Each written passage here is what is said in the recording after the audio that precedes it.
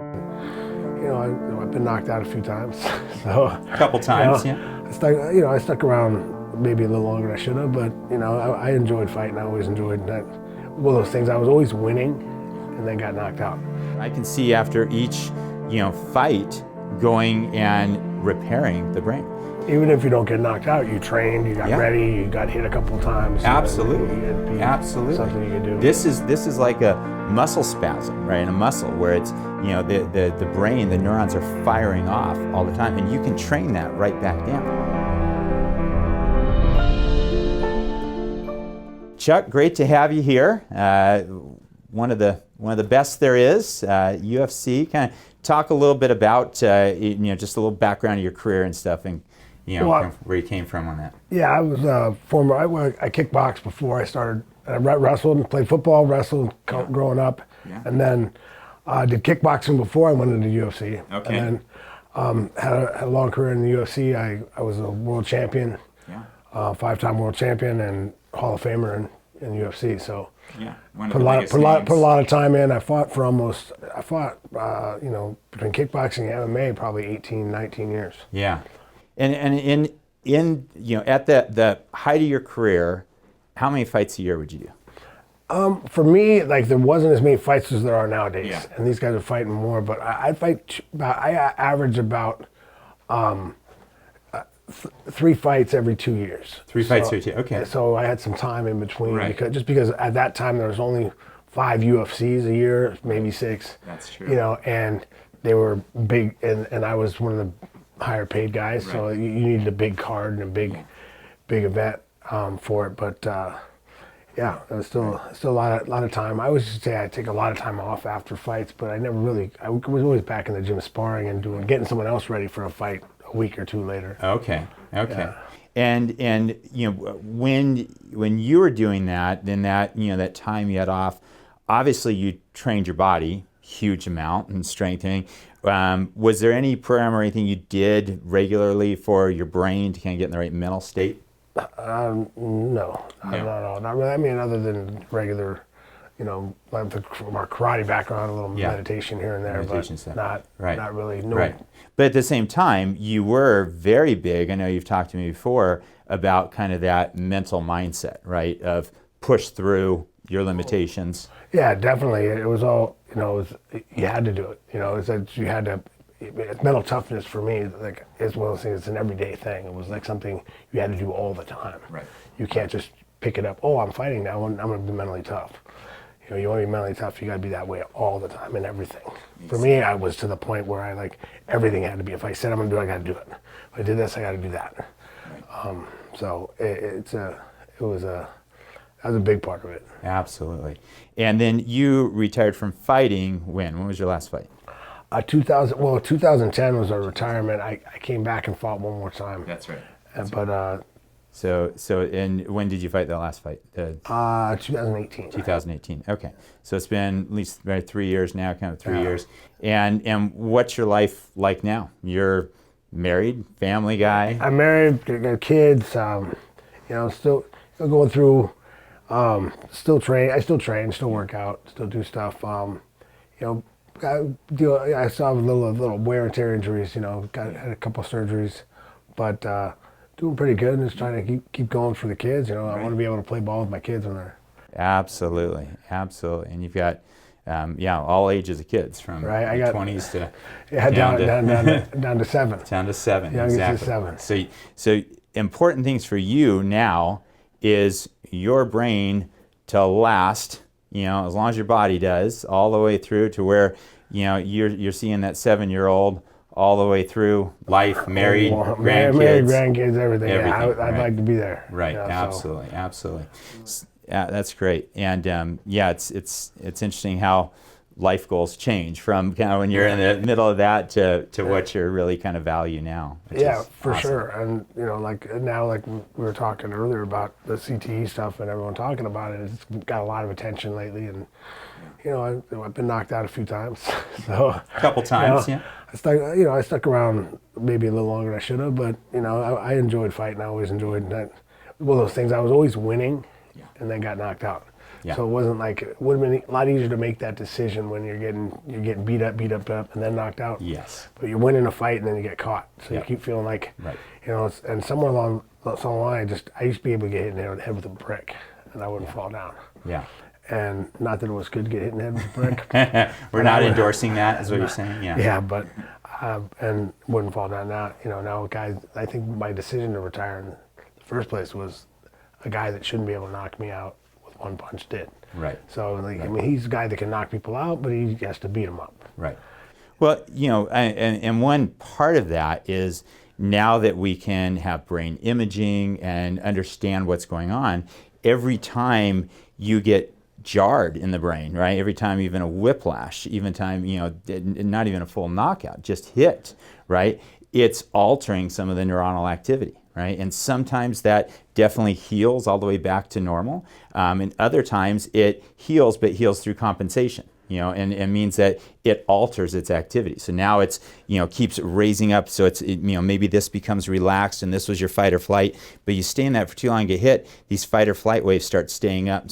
And every time those neurons fire, it's producing a lot of plaque in the brain, a lot of metabolic waste and stuff, which is building up and building up. So once you get to a certain level, you can't withstand the hits anymore because there's so much electricity already there firing. That little jab at times is going to cause the same effect as maybe something that would have taken 10 times the amount before, as you go.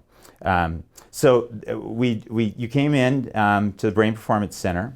We were really looking at kind of just mapping your brain, looking at, like you said, been hit a couple times before. It's I'd say UFC kind of ranges in that high impact sport side. And so we mapped your brain.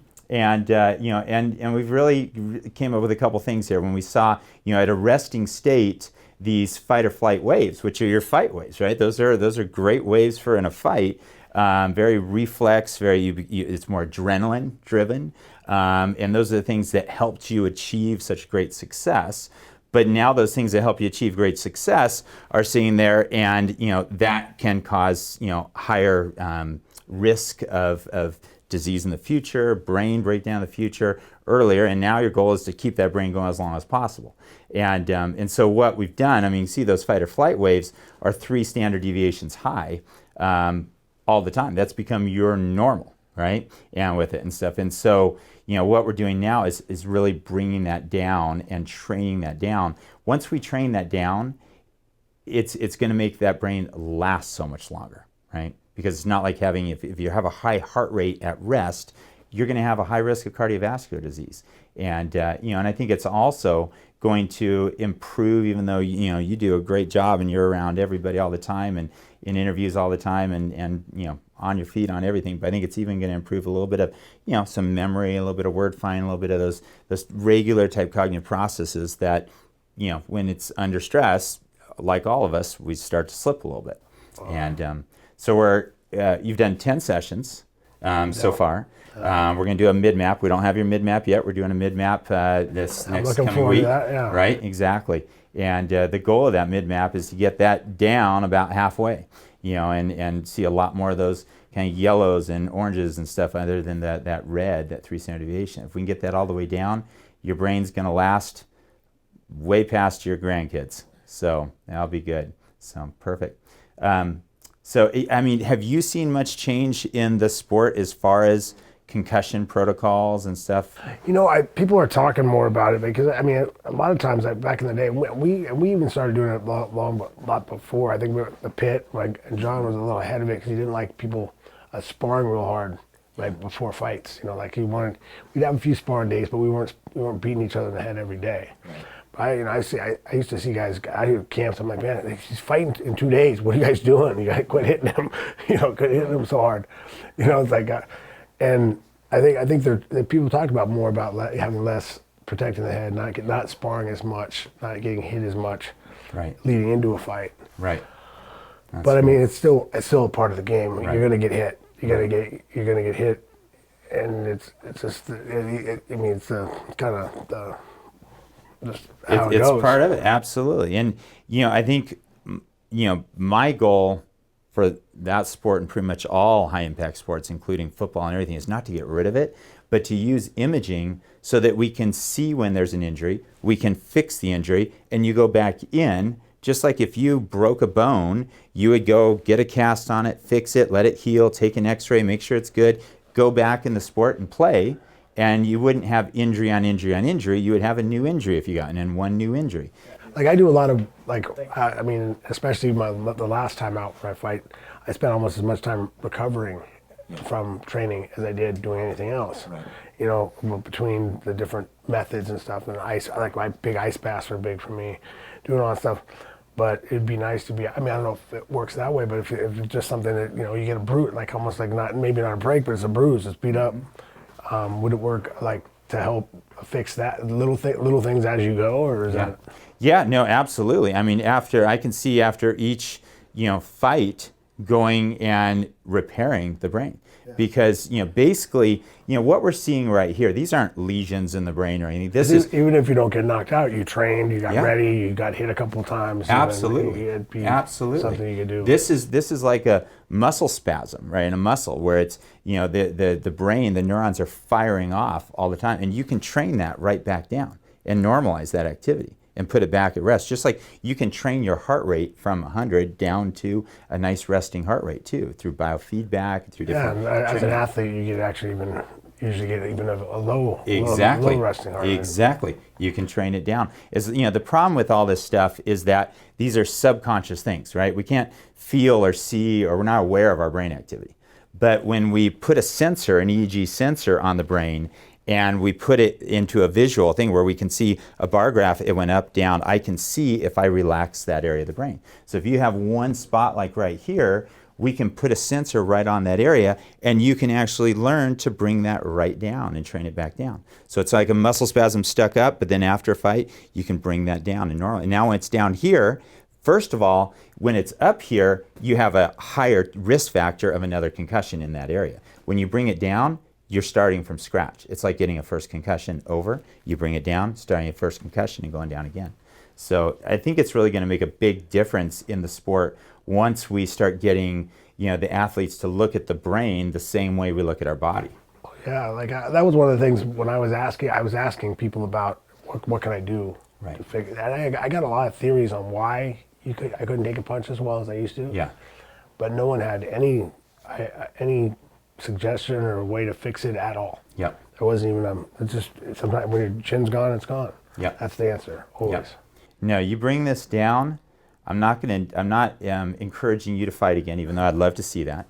But you bring this down, then at certain point you had accumulated so much, plaques in the brain, metabolic waste, all these things in the membrane of the cell, so much electricity that it's kind of like having the electrical load go up on your house, over on your house, up on your house, and then all of a sudden you plug in a blow dryer and it trips the breaker, right? And it's not the blow dryer that did it; it's the overall electrical load. And I wasn't asking. I was more asking for back then. It would have been nice to have something to fix it. When I was mid-career, I mean, we're talking 15 years ago. Absolutely. It was almost 15 years ago. Right. When I started, having that problem. Right. But that last knockout was probably the blow dryer hitting, right? Yeah. At first, you had so much reserve, you could handle tons. Right. And then at the end, it starts adding up. And that's where, again, with imaging, we need to be able to treat the brain the same way we treat the body and heal those things afterwards. You and I have talked before about, another, great, UFC fighter that I talked about from Brazil that spends, a whole month afterwards on all just brain repair and does everything and brings it down. And, I mapped him probably a couple of years ago, and his brain looked like nothing and just absolutely like perfect resting states because he's doing so much right afterwards. And again, this is way after your time too. But, I think the more we can bring awareness to imaging, to training the brain, not just, general meditation's great, but it can't hit this one area. You can't see exactly what's going on. And when you can't see it, sometimes it's hard to keep going. So, but, you eat pretty good, right? You do a lot of the things, all the things doing right. all the things right. But and I think back then, I think the first I slipped on ice in the bathroom and knocked myself out. That was the first time I'd ever been knocked out in my life. Wow. And in the next fight right after that, I got knocked out. So it's like, okay, Yeah. it's like maybe It's the end I of the look back reserve. at it, Yeah. It's that little bit left that is all it took. Versus, when you started, you were down here. Here is knockout. You got plenty of reserve. Hit, and then heal, right? But after a while, that's just adding up, to it. So that's great. Perfect. Well, great talking to you. I think that was awesome.